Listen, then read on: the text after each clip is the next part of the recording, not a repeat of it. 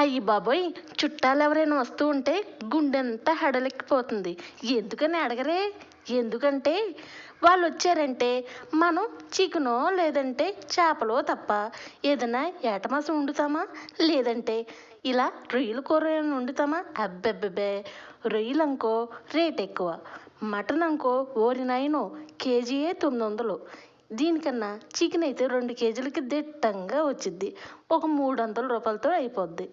ఒకవేళ చేపే తీసుకుంటే చక్కగా 2 కేజీలకి 350 రూపాయలు అయ్యిద్ది. చక్కగా అది 2 పూటలా వచ్చిద్ది. కూసంత కూర కూడా వాళ్ళకి వడ్డిచ్చినట్టు కూడా ఉండిద్ది. చూడ్డానికి కూడా ముచ్చటగా ఉండిద్ది. అదేంటో రొయ్యలు ఎన్ని కేజీలు తీసుకున్నా కూడా కూర ఒదిగే అవ్వదు. ఇంకా ఎంతమందికని ఎంత కూర అని ఒదిగించను నేను. అందుకే దీనికన్నా ఇట్లాంటి కూరలే ఎంచుకుంటారు అని అనుకుంటున్నారా? ప్రతిసారి ఈ 2 కూరలతోనే వాళ్ళని పంపించేస్తున్నారా? అలా ఏం అక్కర్లేదు. మీకు ఇలాంటి కర్రీ చేసి పెడతాను. మీరు గ్రేవీగా ఫుల్గా పెట్టచ్చు. ఇలాంటి టైగర్ రొయ్య ఒక పెద్ద రొయ్య వాళ్ళకి వేసి దిట్టంగా గ్రేవీ వేయండి. చూసుకుంటూ మురిసిపోతూ తింటారు. అంత కమ్మగా ఉండిద్ది. వాళ్ళు వాళ్ళ చుట్టాలకి చెప్పుకున్నప్పుడు మాకు రొయ్యల కూర వేసి పెట్టారు. అవునా? మేము ఎప్పుడు వెళ్ళినా చికెన్ కర్రీయే వండుతారు మా చుట్టాలు. మీకైతే చక్కగా రొయ్యల కూర కూడా వండుతున్నారా అని ఆశ్చర్యంగా అడుగుతారు. మరి వాళ్ళు అలా చెప్పాలి అంటే మీరు ఫస్ట్ ఈ వీడియో చూడండమ్మా. ఈ రొయ్యల్ని పెద్ద రొయ్యలు అంటారు, లేదంటే టైగర్ రొయ్యలు అంటారు. ఈ టైగర్ రొయ్యల్ని మనం శుభ్రంగా ఆ డిప్ప మొత్తం తీసేసిన తర్వాత చక్కగా మీకు బ్యాక్ సైడ్ ఫ్రంట్ సైడు మీకు థ్రెడ్స్ ఉంటాయి కదమ్మా, నల్ల తాళ్ళలాగా అవి ఫోక్ స్పూన్తో అయినా లేదంటే చాక్తో అయినా క్లీన్ చేసుకోండి. ఇప్పుడు వాటిని ఒక 5-6 సార్లు వాష్ చేసుకొని ఇప్పుడు ఒక కడాయి తీసుకొని ఇక ఈ పచ్చి రొయ్యలు మొత్తం ఆర్డర్గా వేసేసుకోండమ్మా. ఇక మనకి తొందరగా ఏగాలంటే ప్లేట్ పెట్టుకోండి. అప్పుడే తొందరగా మీకు దాంట్లో ఉన్న నీరంతా వచ్చిద్ది. వేటిలో దాకలో కాదు, ఇలా రొయ్యలో ఉన్న నీరంతా బయటకు వచ్చిద్ది. ఇలా గట్టిపడిన తర్వాత రొయ్య చూసారా?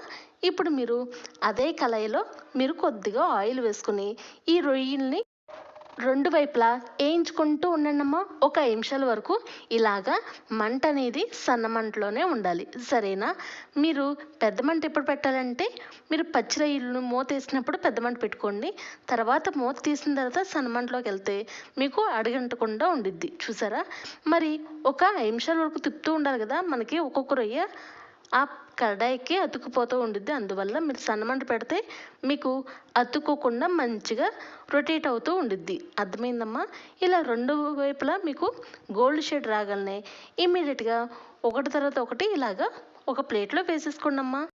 ఈ అక్కగా మీకు ఒక విషయం చెప్పాలమ్మా. ఏంటి అంటే చాలామంది కూరల్లోనే డైరెక్ట్గా ఇలా వేయించకుండా కూరలోనే వేసేస్తున్నారు. అలా వేసారనుకో మీకు పచ్చితనంగా క్రిస్పీగా తగులుతూ ఉంటుంది పంటికి. అలా కాదు, మనం తినేటప్పుడు కూడా పచ్చివాసన పోయి క్రిస్పీగా ఉండకుండా మెత్తగా ఉండేలాగా చేయాలి. అలా కావాలంటే క్రిస్పీకి మెత్తకి చాలా డిఫరెంట్ ఉంది కదా. క్రిస్పీ అంటే కరకరలాడుతూ ఉంటుంది, మెత్తగా ఉంటే మీకు నోట్లో పెట్టగానే వెన్నలాగా కరిగిద్ది. మరి ఇలా వేయించుకుంటేనే పర్ఫెక్ట్గా ఉండిద్ది. మీరు డైరెక్ట్గా కూరలో వండితే మీకు కొద్దిగా క్రిస్పీగా కొంచెం ఉడకనట్టుగా తెలుస్తూ ఉండిద్ది. అందువల్ల నేను ఏం చెప్పినా పర్ఫెక్ట్గా మీరు నన్ను నమ్మి వంటలు చేస్తున్నారు. మరి మీ నమ్మకాన్ని నేను ఒమ్ము చేయడం నాకు ఇష్టం లేదమ్మా. అందుకే ప్రతిసారి నేను తప్పో ఒప్పో మిమ్మల్ని నవ్వించే టైంలో నవ్విస్తాను. వంటలు కొన్ని ఎలా వండాలో మీకు వివరంగా చెప్తూ ఉంటాను. సరేనా? ఇప్పుడు నేను ఇలా రొయ్యలన్నీ తీసుకున్న తర్వాత కొద్దిగా మళ్ళీ ఆయిల్ వేసుకోండి.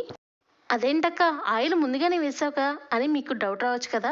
ఆయిల్ వేసినా మనం రొయ్యల్ని వేయించుకున్నాం కదా, సగం ఆయిల్ అవి పీల్చుకుంటే అందువల్ల మనకి ఇలా నీసుకోళ్ళకి కొంచెం పడిద్ది మనకి ఆయిల్ అనేది.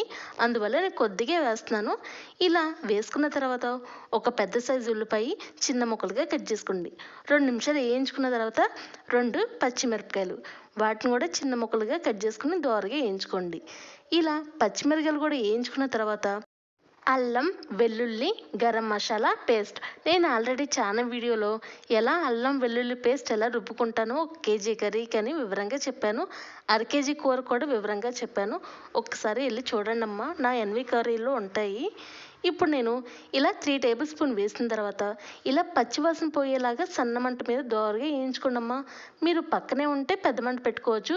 లేదు మాకు చేసేది శుభ్రంగా ఉండాలక కొంచెం మంచిగా కుక్ అవ్వాలంటే ఇలా మీడియం మంటలో పెట్టుకోండమ్మా. అప్పుడే మీకు వంట అనేది పర్ఫెక్ట్గా ఉండిద్ది.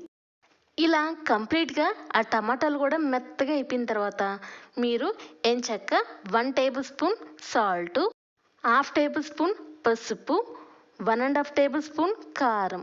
కారం అనేది పచ్చడి కారం అయితే ఎక్కువగా వేయకూడదమ్మా. మీరు 1 టేబుల్ స్పూన్ చాలు. ఇప్పుడు నేను ఆ అర టేబుల్ స్పూన్ కూడా ఎంత వేస్తున్నాను చూడండి. ఒక పించే వేస్తున్నాను. మనకి పచ్చడి కారానికి స్పైసీనెస్ ఎక్కువగానే ఉండిద్ది. మనకి ఇలా ఎన్వి కర్రీలకి మీకు కారం అనేది ఎక్కువ పట్టిద్ది. అందువల్ల ఇలాంటి పచ్చడి కారం అయితే మీకు కూర వండేటప్పుడు కూడా ఎర్రగా ఉండిద్ది, తక్కువగానే పడిద్ది పౌడర్ అనేది. అర్థమైందమ్మా. ఇక నేను ఇలా రొయ్యల్ని ఇలా వేసేసుకుంటున్నానమ్మా చక్కగా. ఇప్పుడు ఆ మసాలా మొత్తం ఆ రొయ్యకి పట్టేలాగా బాగా కలుపుకోండమ్మా. ఇలా కంప్లీట్గా కలిసిన తర్వాత ఇప్పుడు మీరు కొద్దిగా కరివేపాకు, కొద్దిగా కొత్తిమీర. అయ్యి బాబోయ్, కరివేపాకు వేయకుండా నీసు కూరలో మీరు ముగించకండమ్మా. మనకి కొత్తిమీర పుదీనా వేయిపోయినా పర్వాలేదు, కానీ కరివేపాకు వేయకుండా మీరు కూర ఒకసారి ట్రై చేయండి. అదో ఫ్లేవర్లా ఉండిద్ది. కరివేపాకే మెయిన్గా ఉండాలి నీసు కూరలకి. సరేనమ్మా. ఇప్పుడు నేను కొద్దిగా కొత్తిమీర, ఇప్పుడు 1 టేబుల్ స్పూన్ వరకు గరం మసాలా పౌడర్ నేను ఆల్రెడీ వీడియో చేశానమ్మా. సంవత్సరం వరకు నిల్వ ఉండేలాగా, మీకు ఏమాత్రం ఆ స్మెల్ పోకుండా ఉండేలాగా వివరంగా చేశాను. ఒకసారి ట్రై చేయండమ్మా. ఇలా ఈ 3 కొత్తిమీర, కరివేపాకు, ఈ గరం మసాలా పౌడరు ఇప్పుడు ఆ రొయ్యలకి పట్టేలాగా బాగా కలుపుకోండమ్మా. ఇక ఇంతేనమ్మా. మీరు సర్వింగ్ బౌల్లో హ్యాపీగా తీసేసుకుని తినేయవచ్చు. అక్క చుట్టాలకి మరి ఈ కూర సరిపోదు కదక్క అని అంటే అప్పుడు మీరు ఇలాగా ముక్క మునిగేలాగా వాటర్ వేయండి. మీరు ఇలా వేసిన తర్వాత ఇక పెద్ద మంట పెట్టేసుకోండి. ఖచ్చితంగా మీరు ఒక 5 నిమిషాల వరకు ఇలా వేయించుకుంటూ ఉండండి. మీకు ఈ రెసిపీ అనేది చిక్కపడిన తర్వాత ఇక మీరు స్టవ్ ఆఫ్ చేసుకుని హ్యాపీగా సర్వింగ్ బౌల్లో తీసేసుకోండి. మీరు ఇలాగా ఒక్క రొయ్య, ఎందుకంటే ఇది పెద్ద రొయ్యే కదా, ఒక ముక్క తింటే 10 ముక్కలు తిన్నట్టు రొయ్యల ముక్కలు. అందువల్ల ఒక రొయ్య వేసి చక్కగా గ్రేవీ దిట్టంగా వేసి హ్యాపీగా వడ్డించండి. ఎంతో కమ్మగా తింటారు. అయ్య బాబోయ్, ఒక్క రొయ్య ఏం సరిపోద్దంటే మీ ఓపిక తగ్గట్టు 2వ రొయ్యనే వేయచ్చు. కానీ మనకి ఈ 2 రొయ్యలు వేసేవాడికి వాళ్ళ కడుపు నిండిపోద్ది. అందువల్ల చుట్టాలు వచ్చినప్పుడు ఉట్టి చికెను, ఇలా చేపలే కాదు ఇలా కూడా చేసి పెట్టండి. కడుపారా ఇష్టంగా తింటారు. మళ్ళీ అదొక ఫీలింగ్తో గర్వంగా వాళ్ళ చుట్టాలందరికీ హ్యాపీగా చెప్పుకుంటారు. సరేనా? చూసారా, మీకు ముక్కలు ముక్కలుగా ఉన్నాయి, గ్రేవీ గ్రేవీగా ఉంది. మరి ఇంకెందుకు చికెను చేపలు. సరేనా? మరి వంట చేయడం అయిపోయింది. నన్ను వెళ్ళరమ్మంటారా? మరి నెక్స్ట్ వీడియో కల్లా వచ్చేస్తానమ్మా. బాయ్ అమ్మా. అయ్య బాబోయ్, ఒక లైకు, షేరు, సబ్స్క్రైబ్. అయ్య బాబోయ్, ఎంతవరకు నా సోదే చెప్తున్నాను తప్ప ఇంతకీ మీ విషయమే అడగట్లేదు. ఇంతకీ మీకు కూర నచ్చిందమ్మా? చేసుకుంటారు కదా. థ్యాంక్స్ ఫర్ వాచింగ్ అమ్మా. బాయ్.